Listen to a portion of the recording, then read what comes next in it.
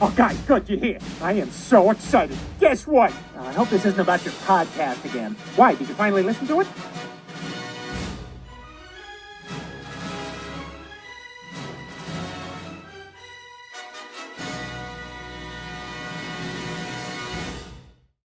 Before we start this podcast, let me invite you to subscribe to the podcast on iTunes, YouTube, or any podcaster. I'm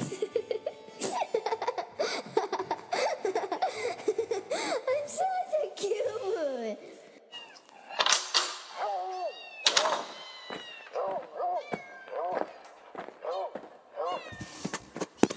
The Groomer Next Door is recorded in front of a live studio audience.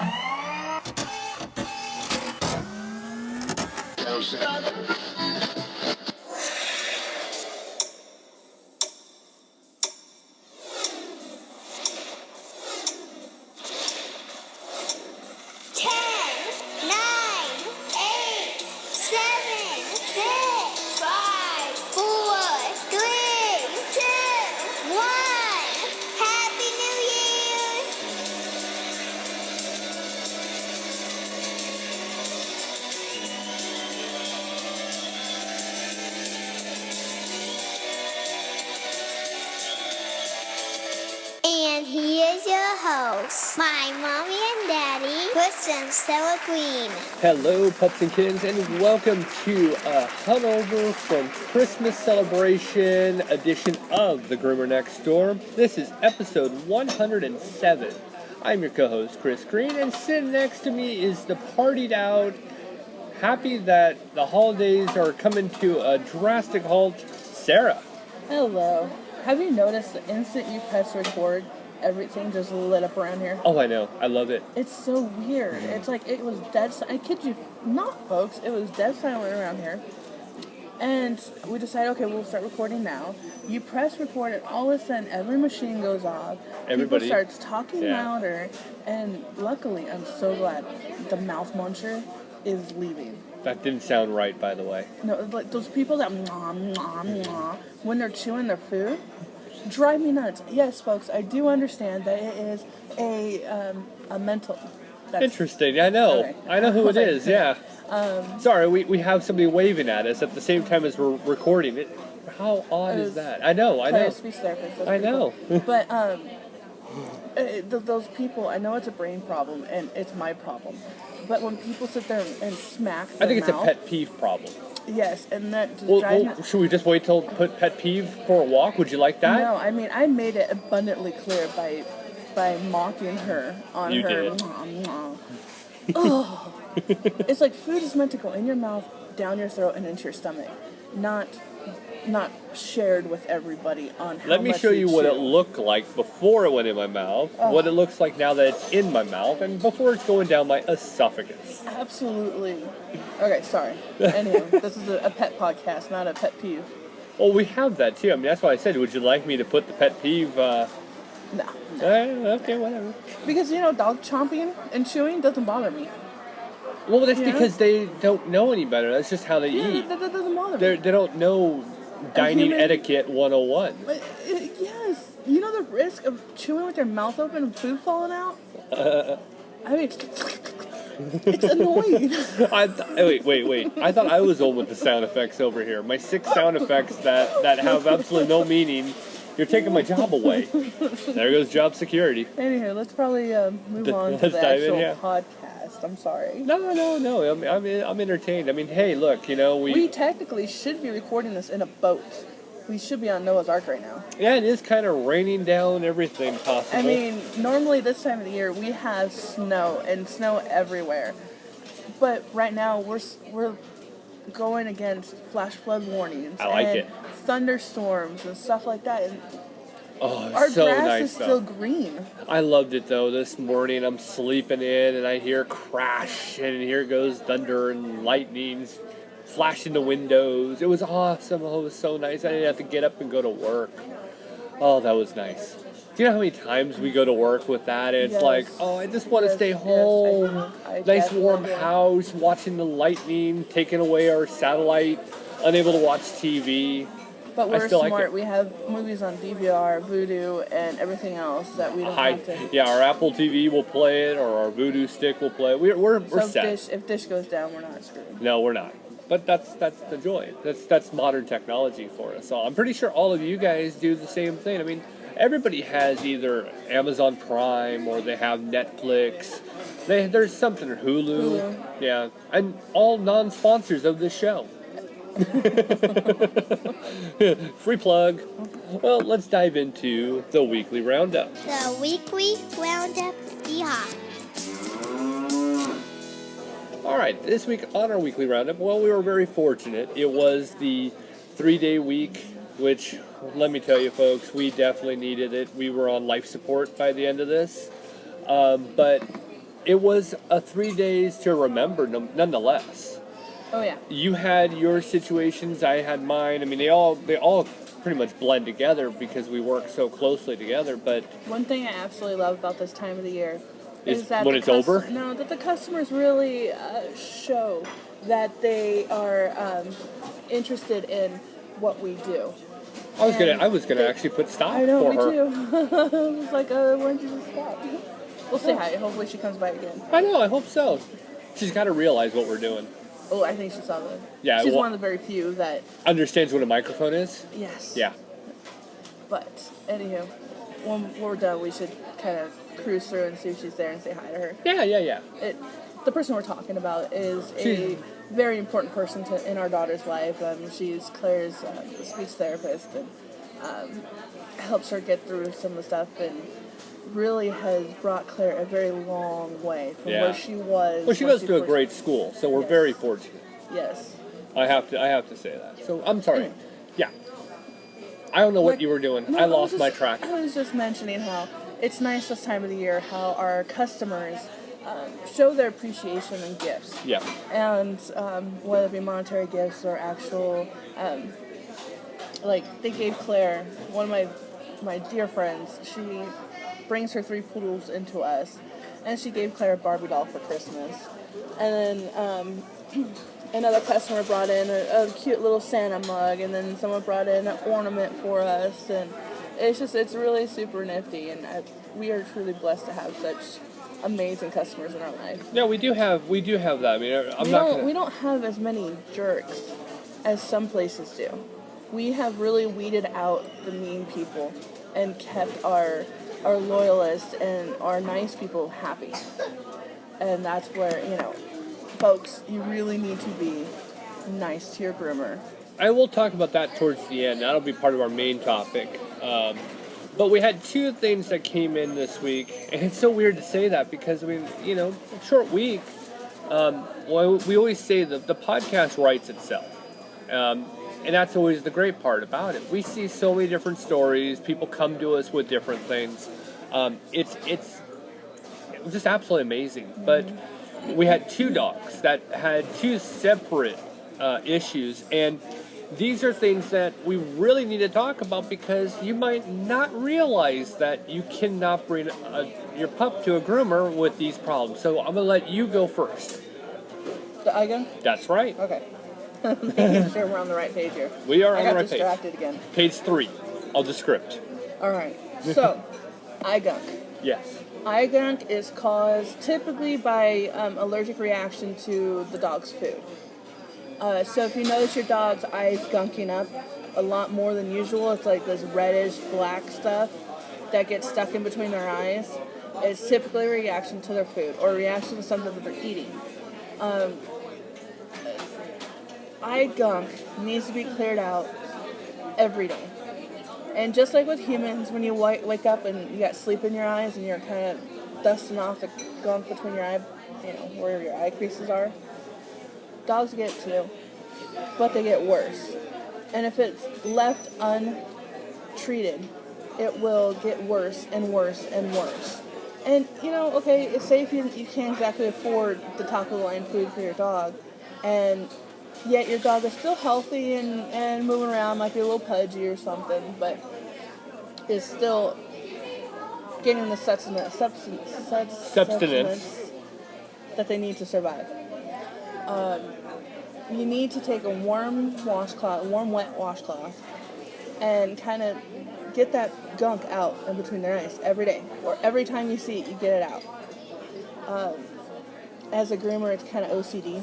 Yeah. We just, every time we see, it could be a stranger's dog. I go up and I pet their face, I'm digging out that gunk and pulling that gunk out. You know it's what embarrassing. You know what it is, and you know what the damages that it can do. Yes. So that's pretty much what it comes down to. It's obviously observation and knowledge opposed to, just I have to clean your dog. Yes. So the damage that can do. We had one elderly poodle come in, and just with elderly humans, elderly dog skin can thin Right. through time. And so I have this one poodle. Oh, she had to be about 13. Yeah, I was going 12 to 14. Yeah. I mean, she was pretty old. She only gets groomed once every few months, and it's best to bring her, a dog in every 6 weeks, especially at her age. But people bring it every few months. I tried to get as much gunk out. Now, you had to actually prep shave. You had to take her down because she had mats everywhere. Yes, I And forgot about that. Yeah, she was matted to the bone pretty much, so you had to do that first. You left the head for last, which is typical. I always do. Well, that's what I was like, that's typical for you. So I normally go to the body, and most of the time there's nothing that comes through our door that I can't handle. This is what surprised me, because I don't think I've ever seen this happen with you yet. I've never had to turn a dog away. All right. And this one day I had to do it twice. Right. And I'll talk about the second one after. But I get the dog and I prep shave the body. And when I prep shave, it's not pretty. I just get the mats off. Yeah, this is where we are a little bit different. And hey, look, you're much better at this than I am. So I'm not saying I'm right. When I do a prep shave, especially like what we like that. If you have to do, just say a 7 skip, I actually have to go back over it with the finish because I just can't stand that patchy look. It bugs me. Right, and I don't care because I know I'm going to have to go over it anyway for the finish. So you like your prep shaves to look good. Right, but it takes me much longer than it takes you. You can get through a prep shave a lot quicker. Right. I'm a little bit more neurotic, and this is where I'm trying to fix that problem. Well, it's not a bad thing because that helps hone in on what looks good and what doesn't look good. So, so then I get to the face and I'm starting to shave out the one side. I noticed there's a lot of gunk, and I looked at the other side and I'm like, oh no. Yeah. I knew the instant I felt it because I didn't check the dog in. Right. Someone else did for me. And sometimes, folks, it's best to talk to your groomer to make sure your groomer knows before they take it back. Right.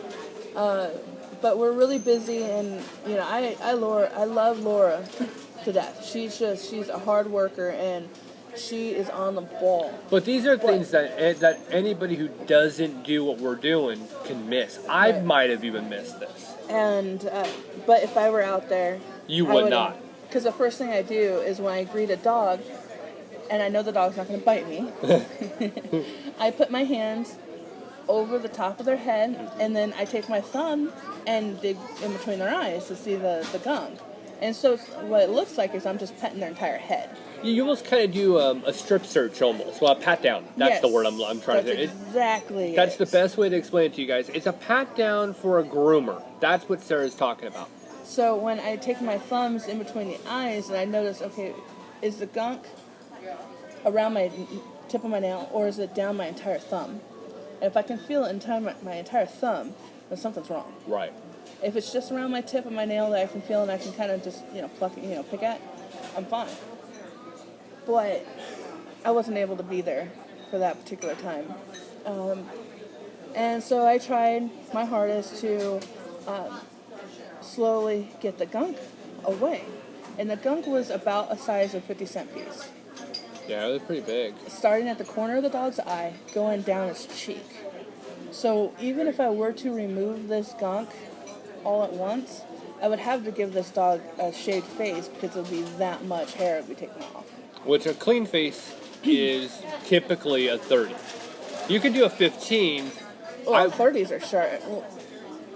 30s and 40s are typically what show groomers would use. Right. pet groomers don't go any lower than 15. What do you think of the Arco, though? Yeah, the Arco only do 15. I don't go to 30. You don't go to 30? Okay. No. See, you know why I say 30? When I was in grooming school, we did clean faces. It was always a 30. And I was never. I know. I used to tell you, that's dangerous, and you definitely are running a risk. There's a reason why I pulled you. We say this every week. So, I was using my little itty bitty teeny tiny shears that you brought home, the little tiny scissors. Aren't those awesome? They're great. And I was cutting hair by hair by hair. And then I revealed a sore. Right. I stopped. Because groomers can get in so much trouble because people could say that we caused the sore when it was actually their neglect, not ours. And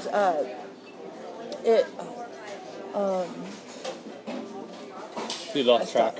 No, I had something right here. It hurt me. No. I didn't know what it was. Okay, so called the owner. I let her know. Hey, well, you called me over. You said, "Hey, what do you take a look at this?" And I was like, "Oh gosh." Well, it was something for you to learn to see how.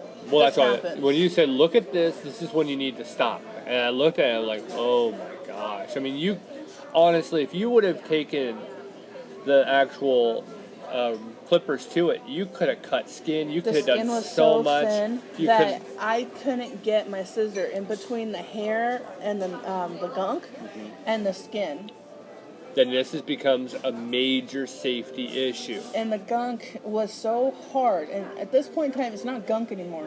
It's like gum that has dried onto skin, and it has dried up against its face and the bottom eyelid. The only way that I know that breaks up stuff like that is peroxide. Okay? Peroxide eats away at any of that kind of gunk. So say if your dog has a scab forming on their body somewhere, and it's a massive scab that you need to get off so it can properly clean, use peroxide. Peroxide eats away at it, and you let it sit there for a little bit, and you keep applying some more peroxide on it. It slowly pulls it apart, and you can slowly wipe it away. And then you're able to clean the wound properly. Because the only reason why you need to get rid of a scab is if there's, pus coming out from underneath it. I've had that on a husky once. But the problem is with this dog. Oh yeah, when I was washing it, I saw this big, huge, massive scab. Oh god. And I guess I ripped part of the scab, and a big bunch of pus came flying out. Oh it was gosh. disgusting. So I got the peroxide, and I had it eat away at the scab. And then there was a sore. I mean, I kid you not, it was about half the size of $1. A regular dollar bill, about that size. Gosh. And it was gross, and it stunk. Oh, it stunk to heaven. Yeah, that was a dog. I hurried up and finished rinsing and sent it home. Wow. So, with this dog, I wasn't about to try that because the eyeball's right there. And I don't want to do anything to cause problems here. So, I need to send it away. I need to send him home. Called the owner. The owner was relatively understanding until she picked up, and then she was really understanding when she picked up. Yeah. She wasn't. You could tell wasn't happy about it at the beginning, but then when you explained it, she's like, "Oh." Yeah, when I actually showed her what I was talking about, she was like, "Oh my gosh, I didn't know it was that bad." Yeah. Well, the dog was black. The dog's old. The dog doesn't like its face messed with, so it can get away from you really quickly. Yep, it can. So what I did is I finished up the prep shave to make it where it looked relatively decent. No, it looked good. The only thing that you were lacking was the head, and you couldn't do anything to the head. I trimmed up the head the best I could. Right. And trimmed around the eyes, but I wasn't going to wash it because I don't want to get that any more infected than it already is. I didn't want any of the infection to hit the eye. And all it's going to do is moisten it up just so it can dry closer to the skin. No, you did right. You definitely did right. Thank you. I appreciate that. I was just like... You throw me off when you say it like that. I never see you have to send a dog home. I've seen you send home a cat that was vicious, and that wasn't obvious. but I've never seen you unable to do a dog. And then I look at it and I go, okay, well, physically, it's such a risk. And if that dog moved the wrong way, you could have done so much damage. So cut the eye itself. I could have punctured the entire eye. I don't know. I could have ripped the entire eyelid. I mean, there's so many things that could have gone wrong. It was so scary. Right.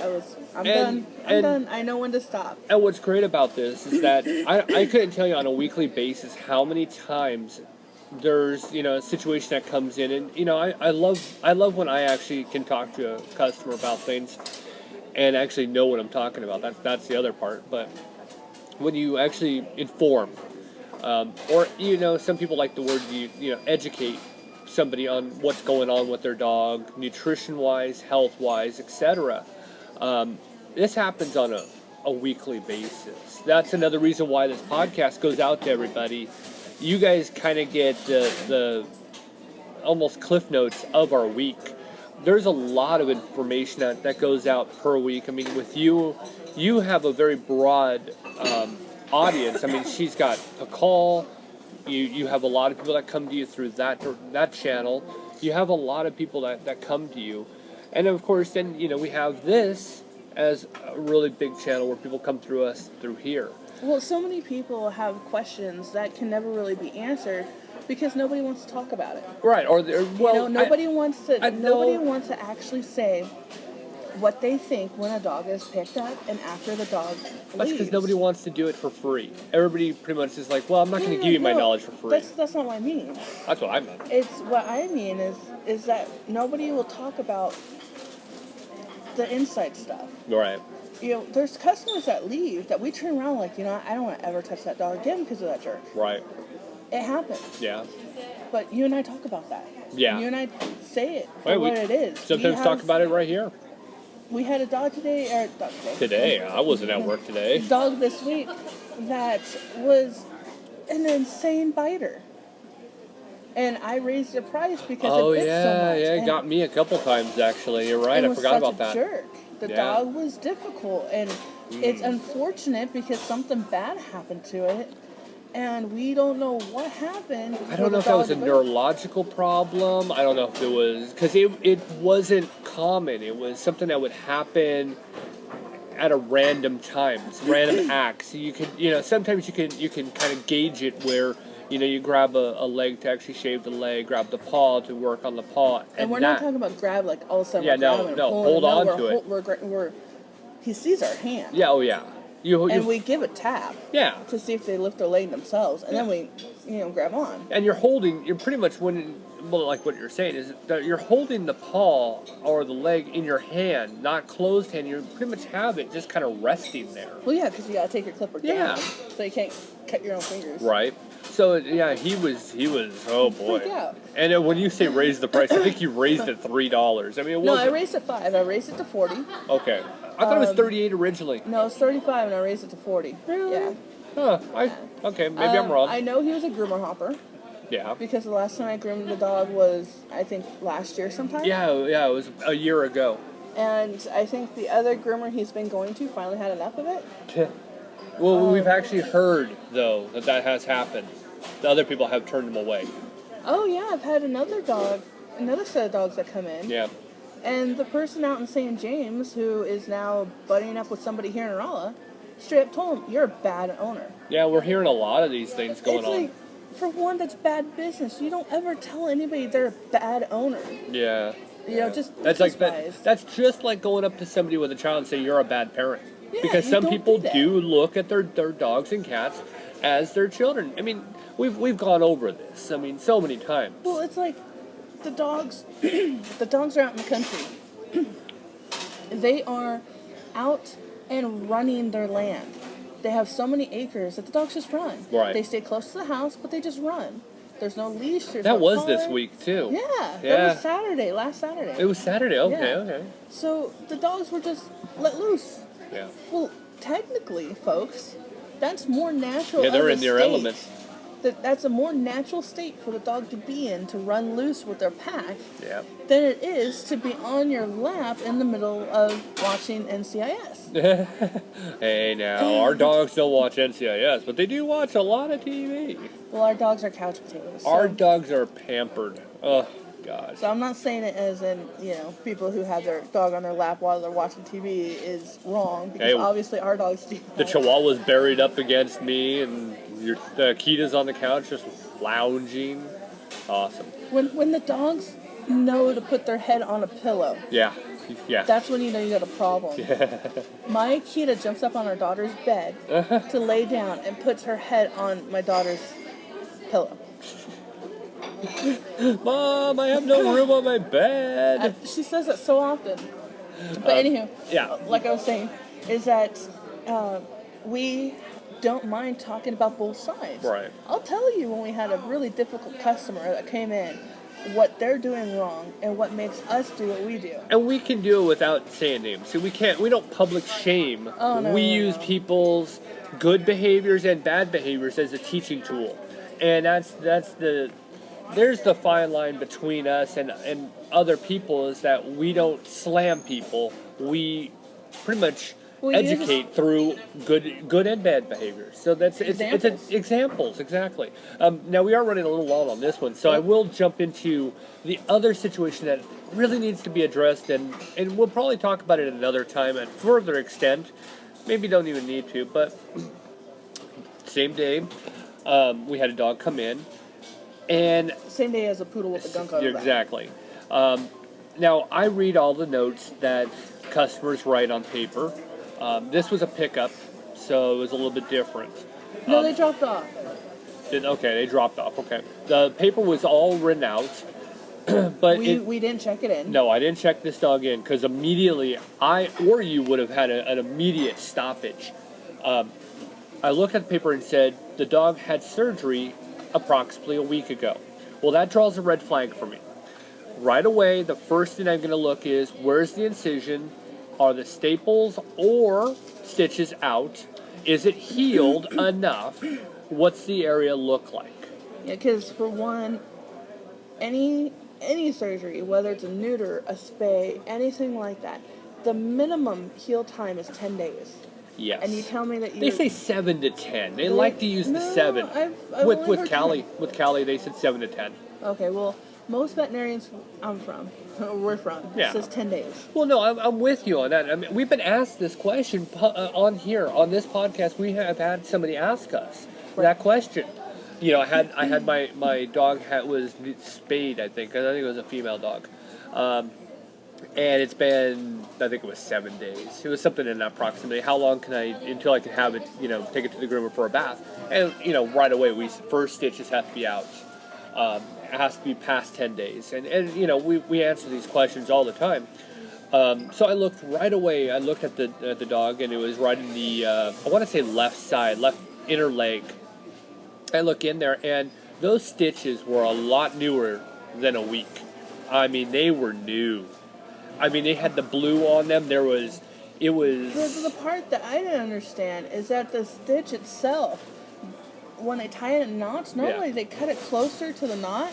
Yeah. But these things, the tails were pretty long. They were very long, and that's how I was able to really see the coloring.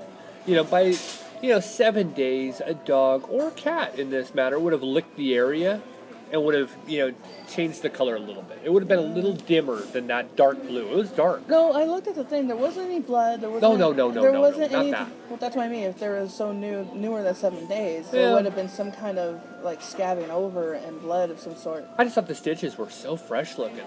And then to be something to do with their knee surgery, and to bringing your dog into us that quickly. Yeah, it was just a recipe for disaster. Yeah, so luckily, and this is where reading the paper, really digesting what's on that note that matters. I looked at it right away, went right into Sarah, brought it right into her, and said, "We can't do this dog." Why? I showed her. I go, "Look, stitches," and there it was.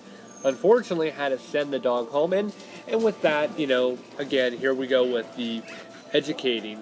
of the situation. The owner was really happy that, hey, look, you know what? I didn't know this. So they learned something, and on the process, we didn't take any risks with the dog. Now, some groomers, they would actually say they wouldn't care. They would have done this, caused an infection in the area, because all it really takes is not washing properly or rubbing the area incorrectly. There's so many things that could happen. Let's be realistic. And they would have just said, well, I'm not going to lose that money. So dangerous. I mean, reckless. Not dangerous, reckless. So that's one thing I wanted to mention on our weekly roundup. Things we actually have come in contact with. All right. Well, moving on. Let's dive into GND News. All right, this week on GND News, we have 2 stories for you. To kind of stay in the holiday spirit, we kind of have a holiday story that's heartwarming. And the second is the do's and don'ts this week, because we have New Year's coming up. So the do's, you're doing that? Oh, yeah. The do's and don'ts on New Year's. Sorry for throwing that on you. It's my first day. All right, let's dive into the first one. First one comes from Las Vegas, Nevada. A dog actually ran away from home, but to the owner's surprise has come back. But it's the length of time that it was gone that's really the kicker. So, Claire, play that clip. He's got a story to tell, but Sure he does. all I can say is he knows he's glad to be home. It's a story you normally only see in Christmas Why movies. don't you sit up for just a second? I would have loved to know where he's been all this time. Willie lost from home for 6 years. April 3rd, 2009, The Marks were vacationing up north in Pioche I was out in the mountains when Willie suddenly ran off. and Willie didn't come back. David and Allison desperately searched all day There was just nothing we could do about it. and all night. I had no sign of where he was at. Expecting him somehow to come out of the woods and running towards us like we'd never left him. Even though I knew it was impossible. 6 years went by We never heard a word. until last week. They found Willie. A phone call saying Willie was at a shelter in Elko. Unexpected, to be honest with you. We never expected to see him again. Willie had somehow traveled nearly 300 miles until he was picked up by another family. But Willie was brought back home to Allison and David the same way he had left them, by running. A shelter picked him up and was able to find the marks through Willie's microchip, then get them in touch with Willie's temporary family. She was a little brokenhearted that she had lost Willie, but we assured her he was at a good home and this is where he needed to be. Now the Marks are calling it a miracle It was like he never left. to be reunited for the holidays. It's a good Christmas present. Yeah. Probably the best present we could get. Oh, that's for sure. That's for sure. All right, so of course, Sarah and I have 2 different versions of how we took this.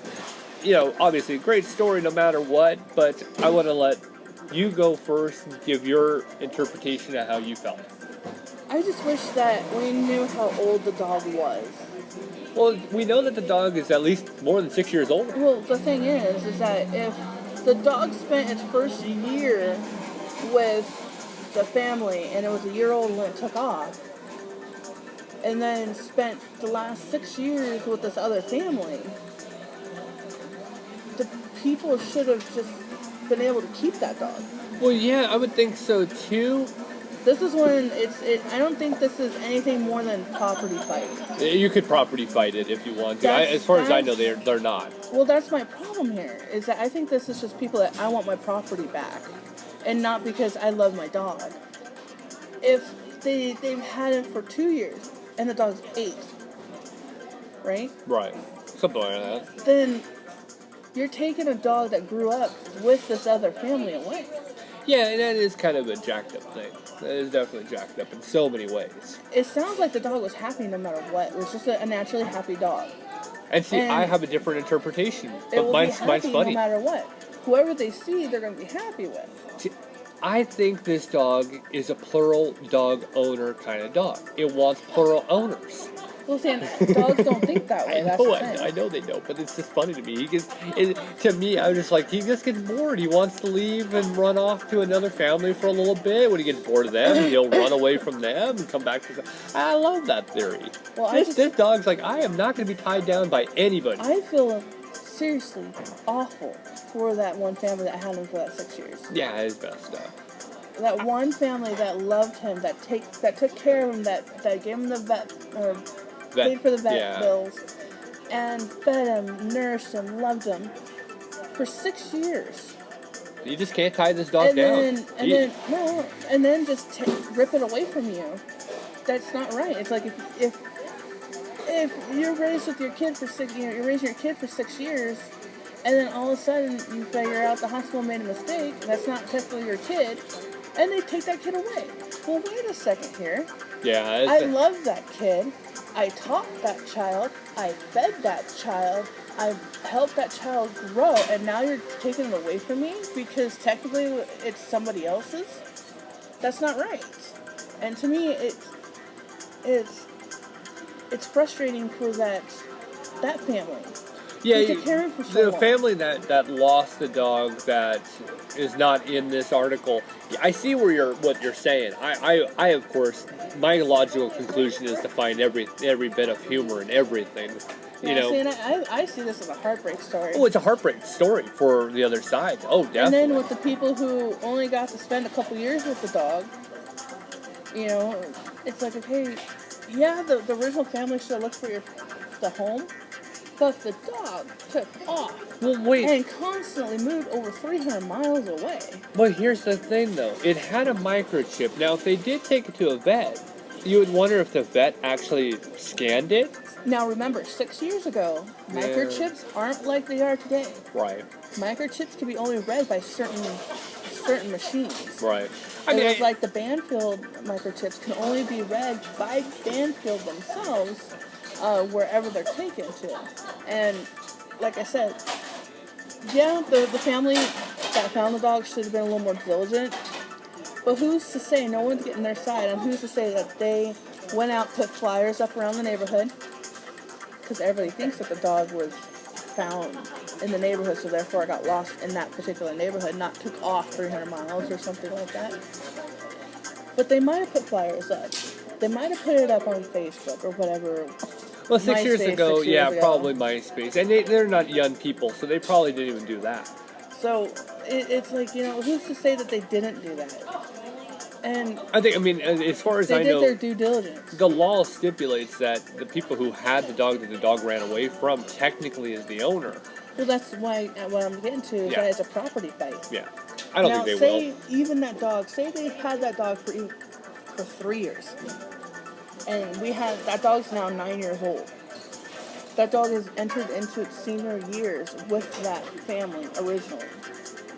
So then you're going to rip that dog from what all it's been used to for the past 6 years to go back to a family that it used to have when it was 3. You know what's funny? Whenever we play these stories, we have our own interpretations to everything. So people are listening to the story going, oh, how sweet it is. And then they get to hear our take on it. And then they're like, wait, I didn't see it that way. And then they're pretty much, like, wait a second. At this point, they're, compassionate to what you're saying. And they're laughing at me because I'm saying, hey, this dog likes plural homes. So, take away this, folks. Unless this is some a-hole that actually is hurting animals, we're going to try to find, those people, that's a straight story, no joking to it. A story like this that's sweet and heartwarming, we can pick it out. And I can pick out the serious notions like you're doing. Or I can make the jokes, which is what I'm paid to do. So I'm going to make the jokes. And hopefully, you guys are all enjoying a laugh and a ponder at the same time. Like, they're pondering your theories. Well, it's like when Jesse Queen was on our podcast way in the beginning. Back when we were raw and uncut and not good. Right. I mentioned how I would love to see a dog park come into Rolla. Yes. And she was like, no. Oh, that would be the worst thing. Because when I see dogs doing something and most people are like, oh, that's cute. And I'm like, they're not supposed to do that. And I was like, oh. But we were still. She was a nice little needle popping my balloon of, I want a dog park. So wait, what you're saying is we're actually a big needle popping people's balloons? Is that what you're saying? Well, you can pop whatever you want, but I still think it's hilarious. The dog wanted plural homes. The first plural home dog. It's a trend. All right, let's move on to our other story, which, quick little soundbite to, different things. We have New Year's coming up this week. A lot of fireworks are going to be going off. If you're in bad parts of the country or world that gunfire goes off, you're going to hear that too. And watch for the bullets flying down. Yeah, well, hey, you know what? When I was in Los Angeles, you get out to some areas and they would actually, and this is not a joke, I don't know if it's probably still like this, they actually, you remember this, warnings of gunfire that would be shot off on New Year's, and be careful, and how you can be careful of, bullets that are flying out of nowhere from the sky hitting. Well, you can't be warned. It is just as dangerous as if you were to be shot with a bullet. Well, yeah, no, but be aware. It's like, what am I going to do? Have an umbrella above my head? Right? Stare at the sky? You can't do that. But what I'm trying to get to is there's a lot of things to be worried about, and we want to make sure that, just like when we talk about it on 4th of July, we have fireworks, a lot of celebrations. Just want to make sure we actually topic on New Year's Eve. So Claire, play that clip. The Hawaiian Humane Society recommends you keep your pets away from noisy fireworks. They say to keep them inside in a secure room, especially if you don't plan on being home. Make sure that you put them in a room inside your home where they cannot get out. Make sure that everything's up off the floor, things that they can't get into, things that they can't knock over or break or anything like that. It's also important to make sure your pets are properly ID'd. That's with a microchip and or a tag that has your contact information in case your pet gets lost. All right, so like I said, we talk about this a couple times a year, especially 4th of July now, where there's more fireworks and loud celebrations. If you are actually going out this New Year's, obviously we always say be careful because it gets crazy. Yeah, and if you're gonna go out with your, and leave your pet at home that is scared of any kind of loud, sudden noises, you might want to talk to a veterinarian about a sedation. Give them some kind of sedative or a calming, relaxing pill to chill them out a little bit. Take the edge off. Yeah, same thing with 4th of July. That's a bad holiday for everything that goes on here.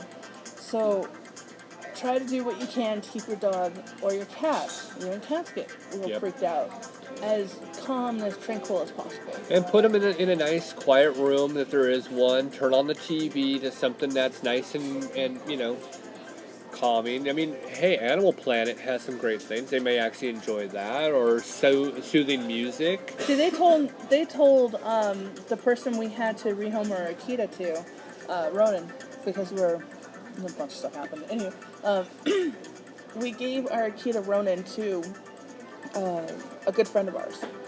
Broke my heart. Absolutely broke my heart. But it had to be done. And Ronan was so used to family everywhere. As kids were around, parents were around. He had another Akita before he died. And just always hustle and bustle all around. Well, then he was given to a home that there was no children. The father worked late, or the owner worked late, and then the wife did too. He got depressed. So they said, just turn music on, turn a TV on, turn a TV channel on that you're used to watching, so that they understand the noises a little bit better. It can be the difference between a depressed dog and a good dog.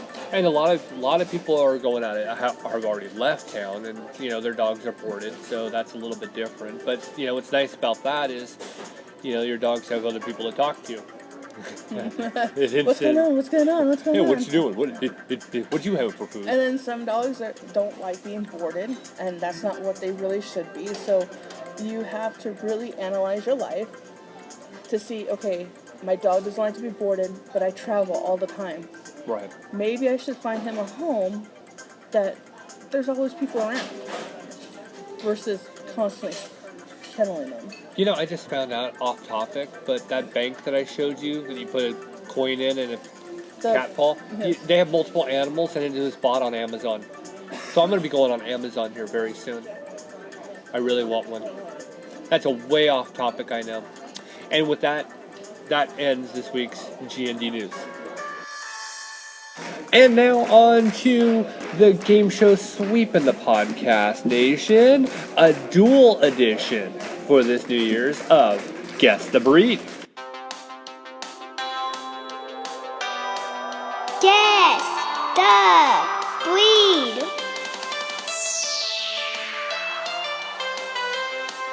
With your host, Chris Green. Hello and welcome to another edition of Guess the Breed. And guess who our contestant is this week? Who is our contestant this week? Keith from Shadowwood. Oh, really? Is that a country, a state? Yeah, we are. He's from Shadowwood. So that's we why I'm are our own country. Yes. And of course, standing right next to him is former contestant Laura. You know, microphones they work better when you're close to them. Okay. Well, this week we actually are going to play it with you. You haven't been on the show since... Man, it's been a year. No, it's been 103 episodes. A long time ago. Yep. Yeah. All right, so the name of the game is Guess the Breed. I will give you a bunch of details of what this dog's attributes are, and you will try to guess the breed. Any questions? No, I'm good. All right, I will give you all of these, and then I will let you take a guess. All right, this dog is not hypoallergenic. The lifespan of this dog is 14 to 17 years. The mass is between 16 to 33 pounds. Origin of the dog, Germany. Temperament, lively, playful, devoted, clever, stubborn, courageous. Colors are black, chocolate and cream, chocolate, red, black, and tan. Dachshund. Swing, swing. Hey, you got it right. Congratulations. Thank you. You actually won. Okay, so what am I supposed to be doing?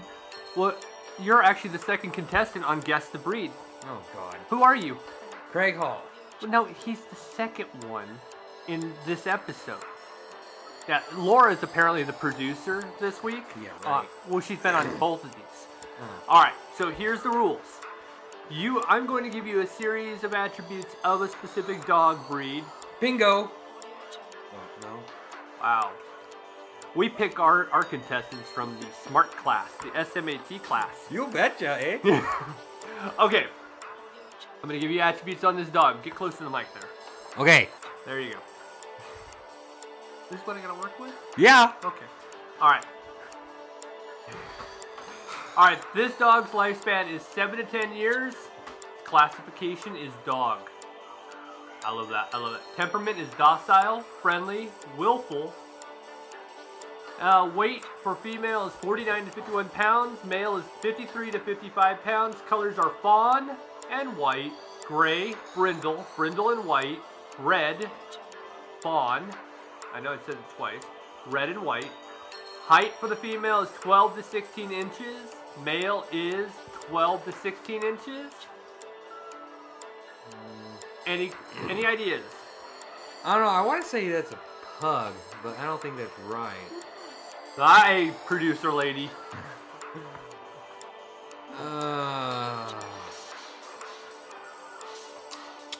That's a good question, eh? I love producer lady is standing right behind me right now trying to read the screen. I know. That's off. Oh, it's off. Oh. Nice try. Oh. Because the only dog I know that people say fawn is pug. It's all there, black and white, clear as crystal. You get nothing. You lose. I love. Come on, tell us what your reactions. This is podcast. They can't see you. Just kind of. Oh, is it a puggle? Laura just gave the what the F and A? Did he just say that? No, come back. Oh, she's left. She's left the studio audience. Oh, thank God. She's making me nervous. She's scary. She is very scary. For something so short, she is very scary. I mean, she will whoop all those munchkins. She was the queen of munchkins, actually. That's true. In The Wizard of Oz, yes, she was. Yeah, she's about the right height for the king.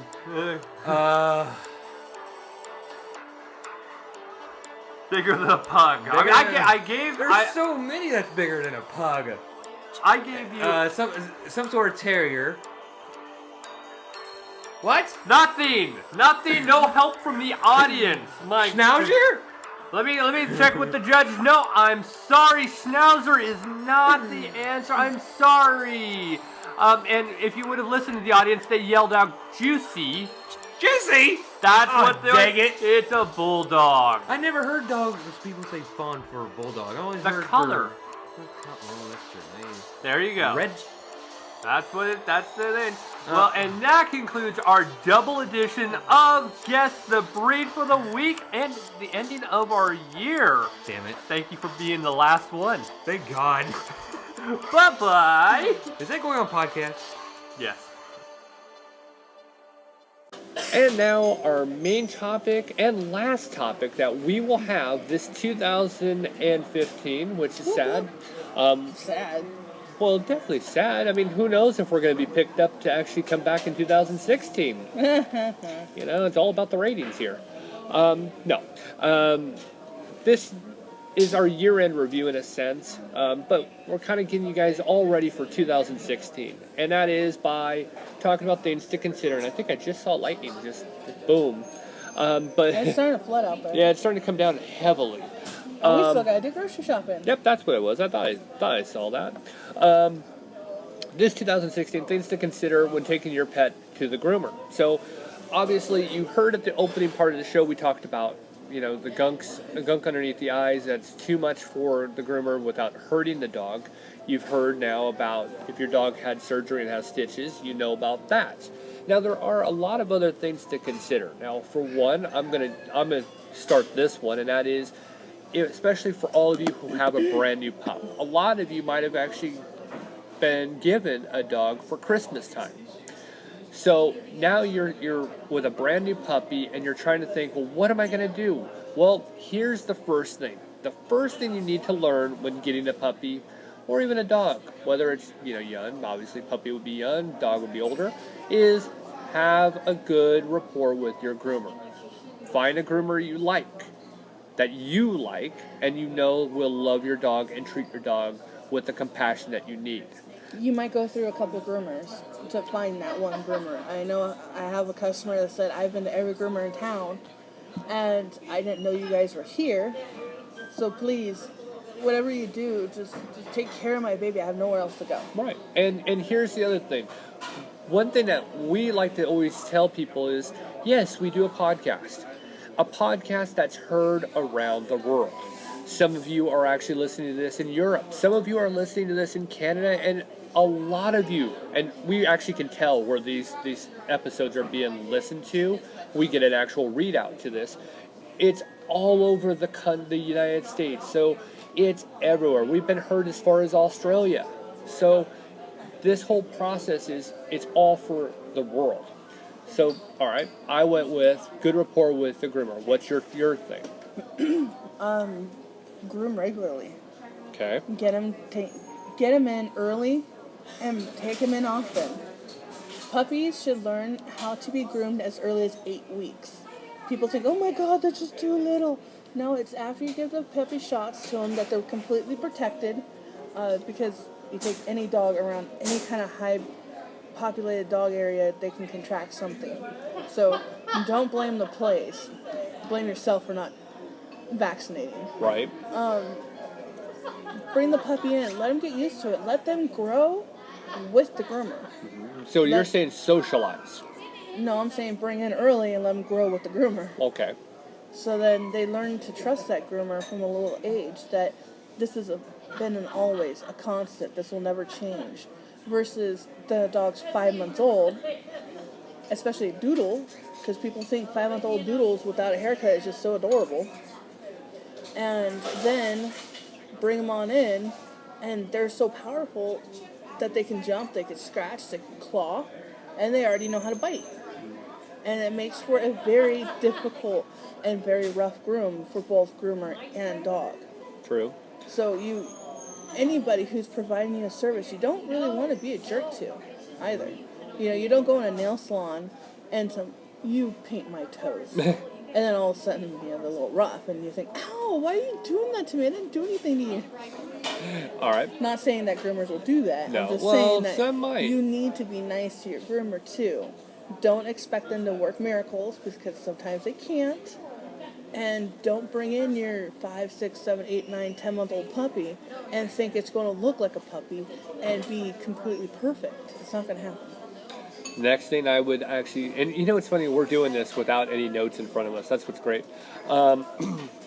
My next thing that I would say is know what kind of groom you want your dog to have. For example, if you have a poodle and you just want it shaved down, make sure you know that ahead of time. Don't go into the groomer and say, well, make it look the way you think it should look, because then you actually might be disappointed when you pick up your dog. So know what kind of groom you want your dog to have. That way, when you pick up your dog, it should look the way you actually wanted it to look. Google is a great thing. You Google what you want. Bring the picture in. Now, don't think that the groomer can do exactly like that picture, because your dog's could be a completely different dog. Okay, a different breed? Completely different breed. The hair itself will be completely different. The texture's completely different. And then the dog might not be good to stand still.